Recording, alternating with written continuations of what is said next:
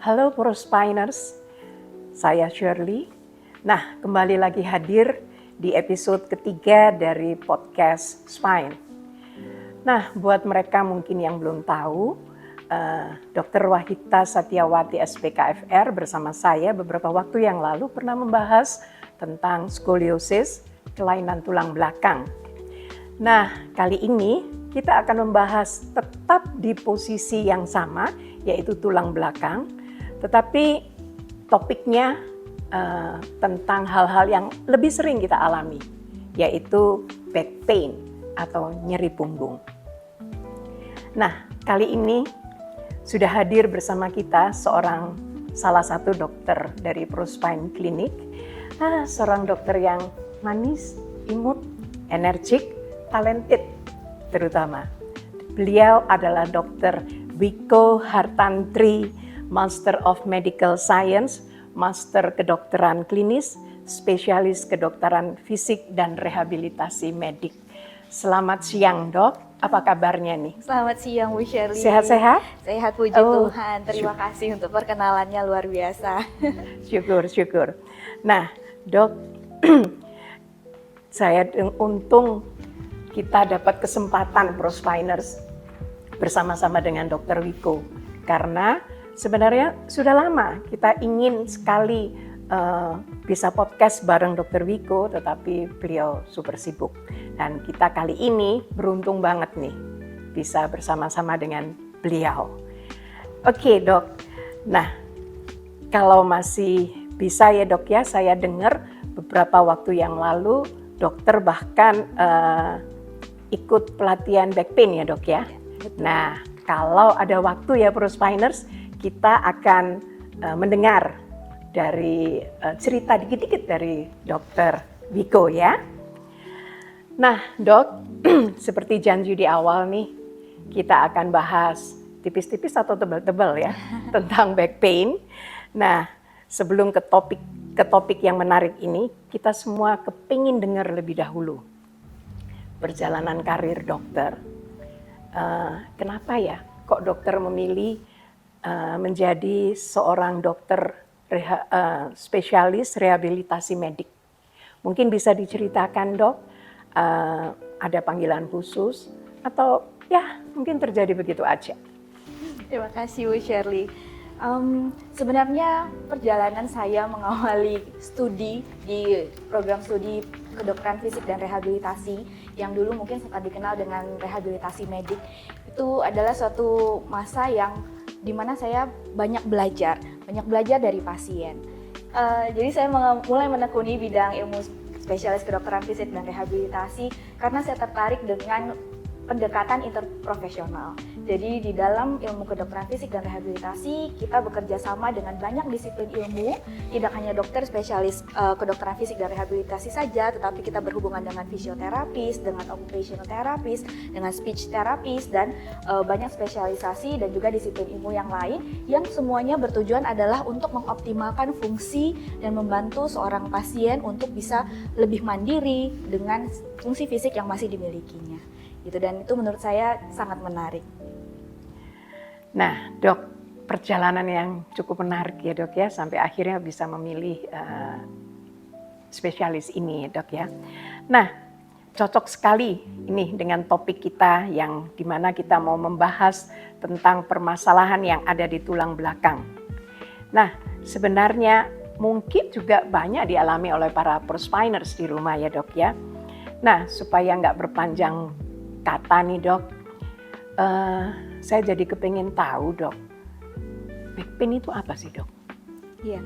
Dan apa ada tipe-tipe back pain berdasarkan lokasi yang ada ya, Dok ya? Iya. Baik, mungkin sebelum kita membahas tentang back pain, kita mengetahui dulu apa arti pain, arti nyeri.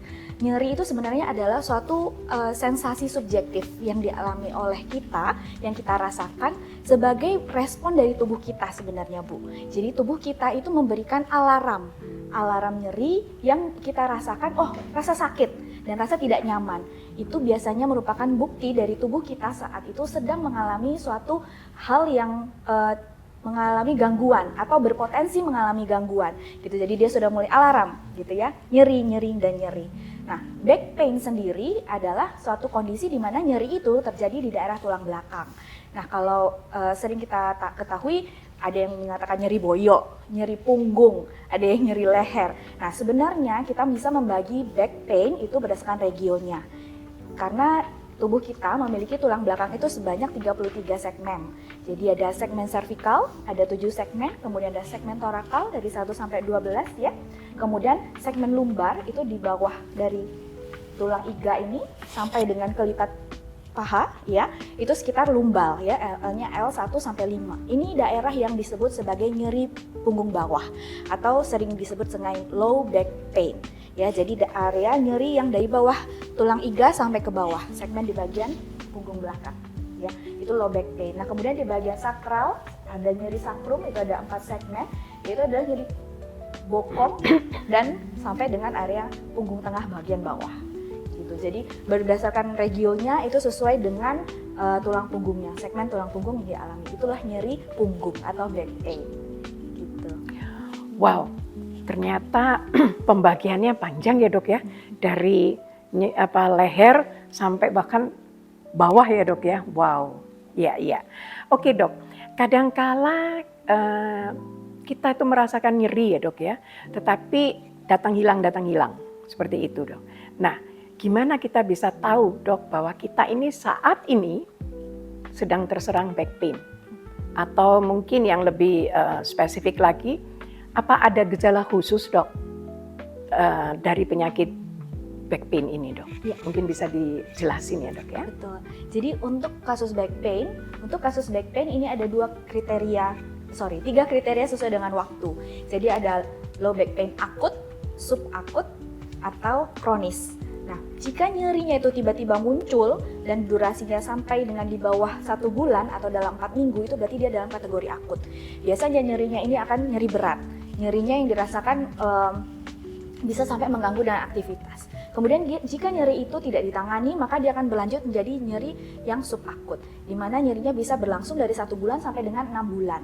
Nah, jika tidak selesai juga dalam periode itu, dia akan berlangsung sampai melebihi 6 bulan, itu yang disebut sebagai nyeri kronis.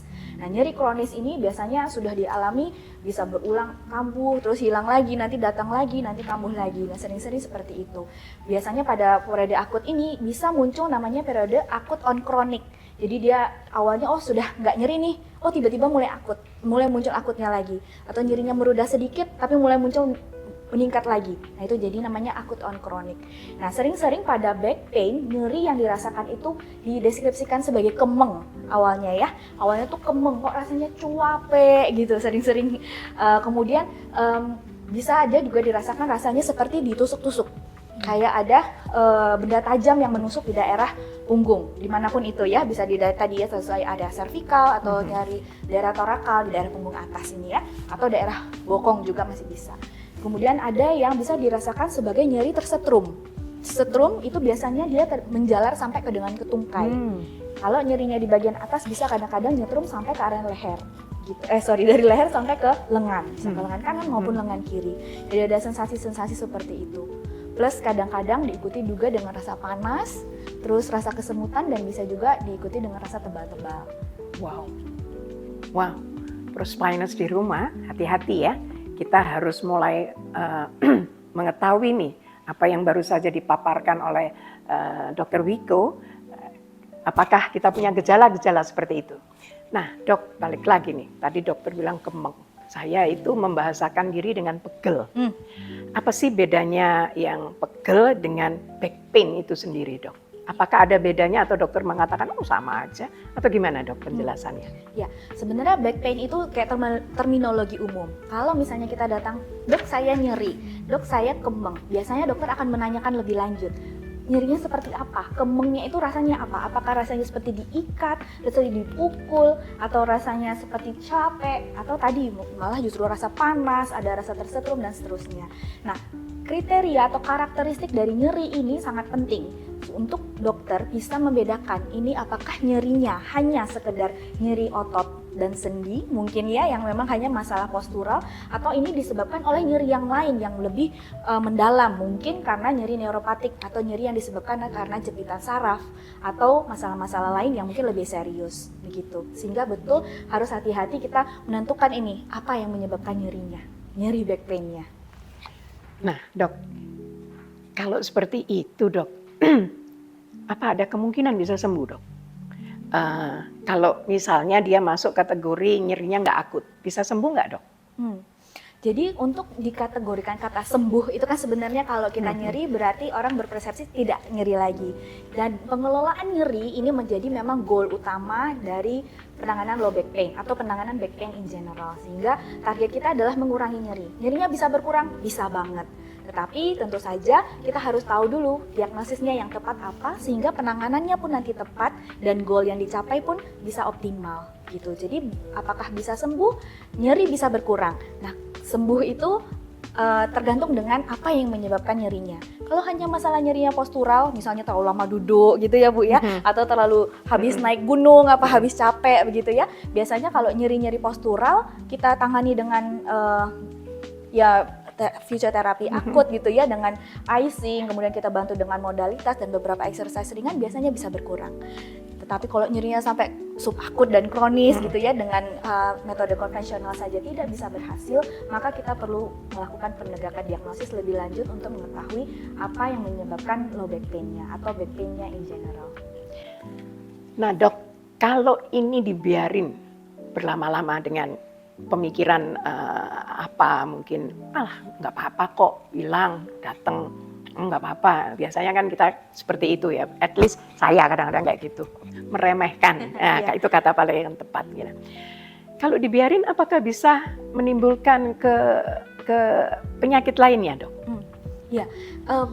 Perlu kita ingat lagi bahwa nyeri itu tadi adalah alarm. Nah, seperti alarm di rumah kita atau di mobil ya. Kalau sudah mulai ada getaran biasanya gitu atau ada yang berusaha membuka pintu, maka dia akan tet tet tet bunyi. Nah, ada langkah baiknya kita tidak menghiraukan. Jadi kita harusnya tidak menghiraukan dari alarm tubuh kita sendiri. Jadi kita harus tahu mulai ada nyeri berarti ada sesuatu yang harus aku lakukan gitu. Nah, perkara itu harus ke dokter atau harus minum obat, itu sebenarnya tergantung dari skala nyerinya. Jadi bisa kita berikan skala nyeri itu dari 0 sampai 10 ya. 0 itu tidak nyeri sama sekali. 10 tuh nyeri yang paling nyeri yang bisa dibayangkan ya. Jadi di antara itu coba dinilai di manakah titik nyerinya yang saat itu sedang dirasakan. Kalau nyerinya bisa sampai mengganggu aktivitas kok sampai kita bergerak saja sudah susah, maka dia akan di derajat sedang berat, ke arah berat. Maka itu harus mendapatkan penanganan oleh dokter dan juga terapi yang tepat. Kalau mungkin hanya 2, 1, kayaknya kemel tapi enggak gitu ya, itu dimonitor terus. Jangan sampai justru kayaknya nggak nyaman, tapi terus lama-kelamaan kok tambah nggak nyaman, tapi dibiarkan. Nah itu yang akan nanti menyebabkan ke masalah-masalah berikutnya. Karena ada yang namanya vicious cycle. Nah, ada namanya vicious cycle atau lingkaran setan, di mana nyeri, misalnya nyeri ada di sini ya, ini nyeri tidak tertanggulangi, maka dia akan menyebabkan kita malas bergerak kan pasti.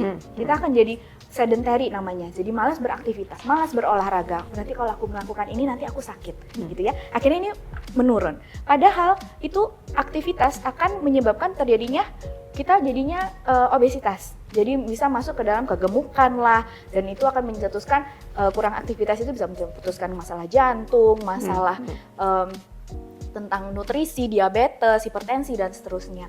Dan ini akan menyebabkan justru tambah nyeri lagi, begitu ya. Dan dia akan terus berputar, dan lama kelamaan kalau dia tidak keluar dari vicious cycle ini atau lingkaran setan yang ini, maka dia akan masuk ke nyeri kronis.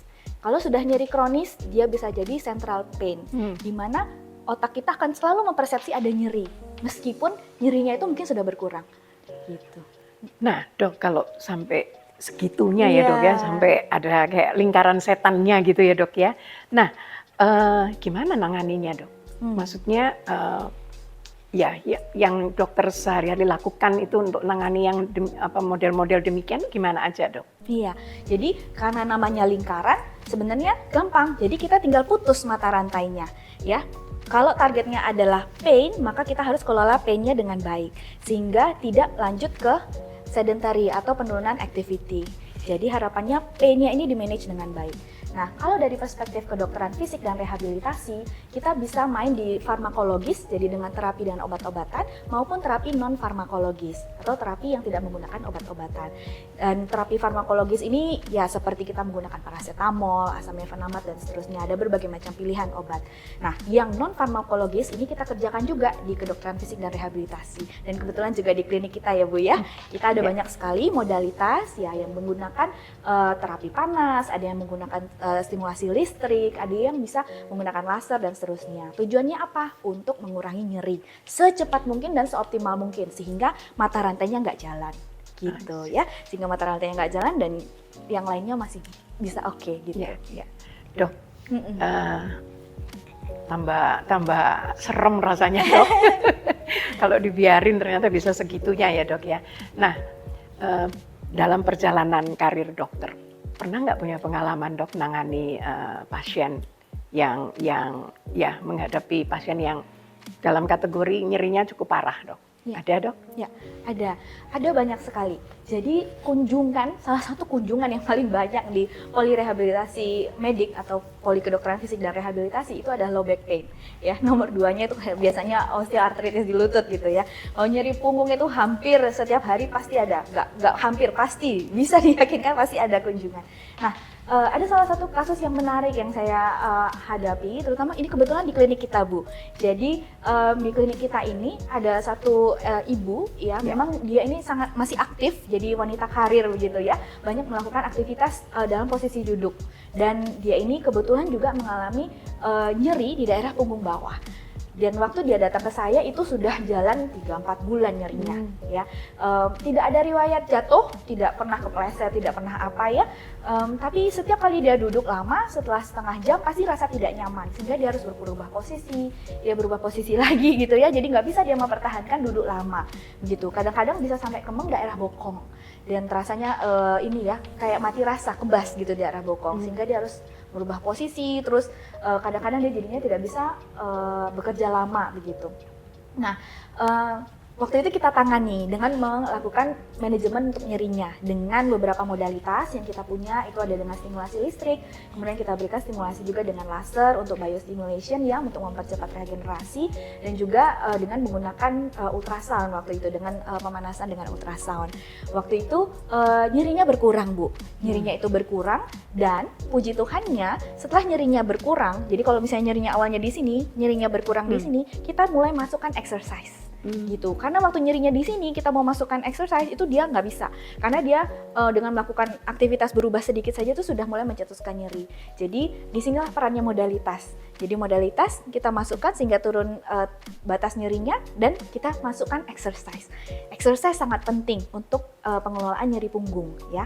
Untuk nyeri punggung, exercise menjadi salah satu core utama atau latihan inti yang penting supaya otot-otot tulang belakang maupun otot perut ini menjadi semacam korset alami untuk mempertahankan posisi kita. Nah, otot-otot ini harus kuat, tapi juga harus tetap fleksibel tulang-tulangnya. Nah, itulah yang ditargetkan dalam latihan untuk pengelolaan low back pain. Nah, pada pasien ini, ibu itu setelah melakukan exercise yang optimal, dia akhirnya bisa menurunkan ambang nyerinya, makin turun. Ambang nyerinya makin turun, maka exercise-nya kita bisa tambah. Sehingga dia semakin bugar, dia juga semakin bisa melakukan aktivitas dengan lebih baik. Gitu. Dan akhirnya ya dia bisa kembali ke rutinitas, tapi tentu saja dengan catatan ya Bu ya, jadinya nggak boleh duduk lama.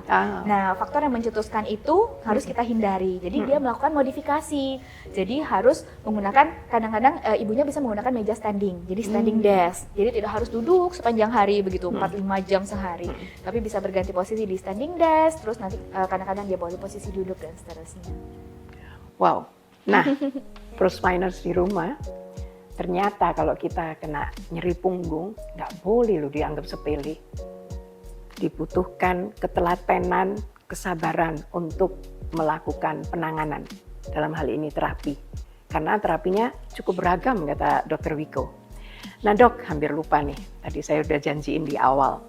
Kemarin dokter ikut pelatihan back pain ya Dok ya. Nah, bisa cerita dong dikit-dikit tipis-tipis saja deh. Ya. Apa aja ya dok yang dilakukan di sana? Iya, terima kasih Bu Shirley. Jadi penanganan low back pain ini terus berkembang, terutama penanganan pain semua in general, tidak hanya tentang back pain.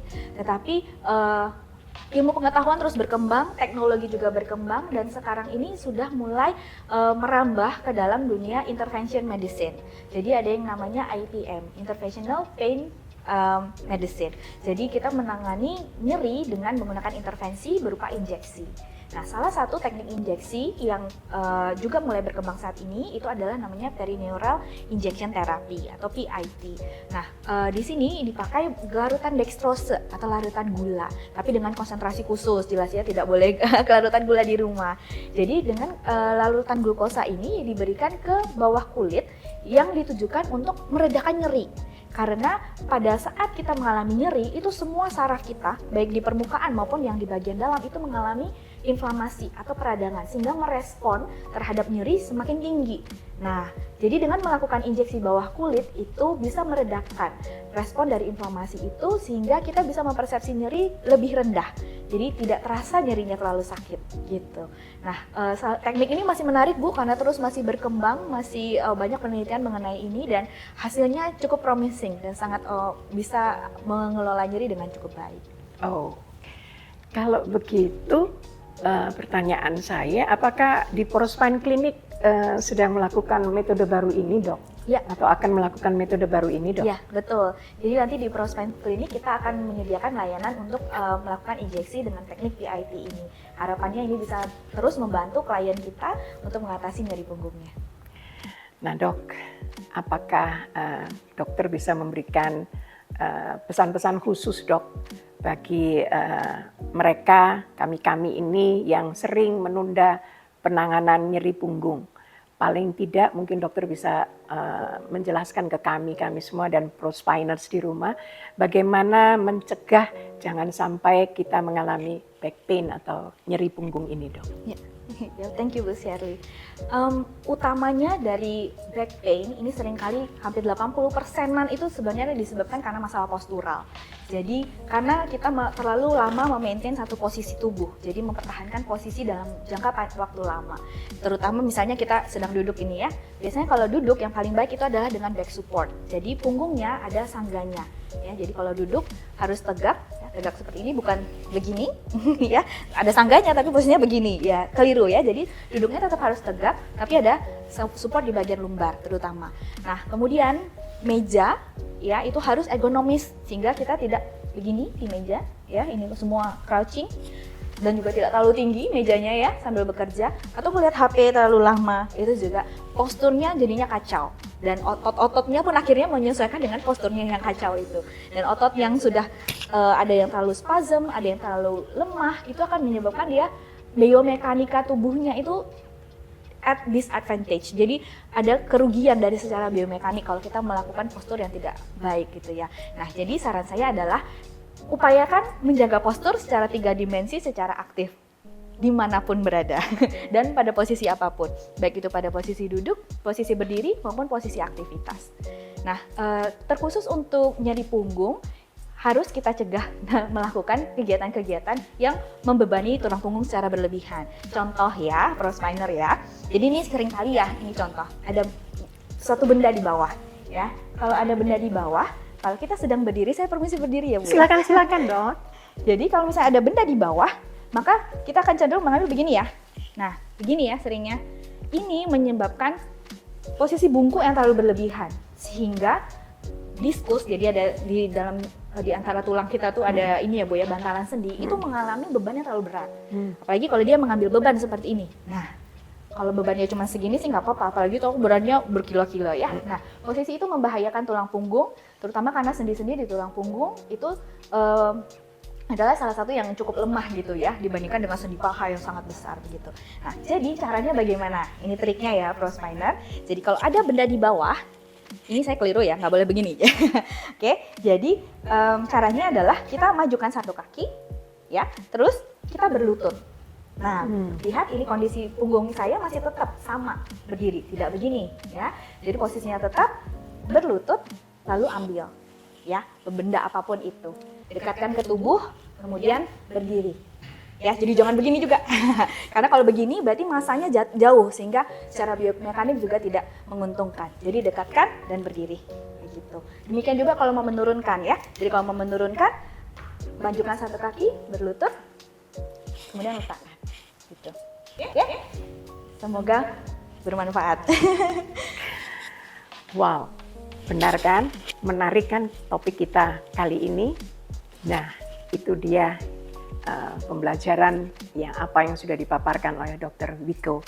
Nah, Prospiners di rumah, sekian dulu podcast Spine episode ketiga kali ini. Teman-teman Prospiners yang menonton dimanapun kalian berada, ikuti terus podcast kami karena ada topik-topik menarik lainnya yang akan kami tayangkan berikutnya.